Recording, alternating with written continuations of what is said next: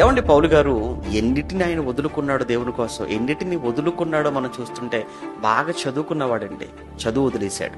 2, బాగా డబ్బున్నవాడు, డబ్బును వదిలేశాడు. ఇక 3, ధర్మశాస్త్రంలో కూడా పండితుల్లా కనపడుతున్నాడు, అది వదిలేశాడు.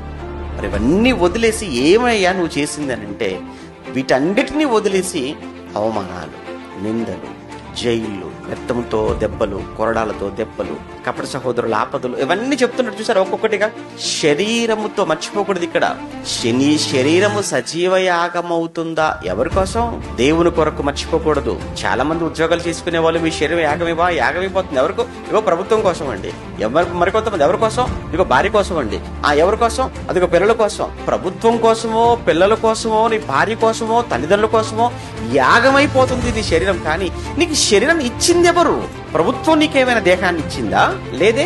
పోనీ నీ తల్లిదండ్రులు నీకేమైనా చేశారా? లేదే. దేవుని వలన పొందుకున్న, దేవుని వలన వచ్చిన ఈ దేహం ఆయన కొరకు కాక ఎవరెవరి కోసం యాగం చేస్తున్నావు? ఎవరెవరి కోసం దీనిని ఖర్చు చేస్తున్నావు?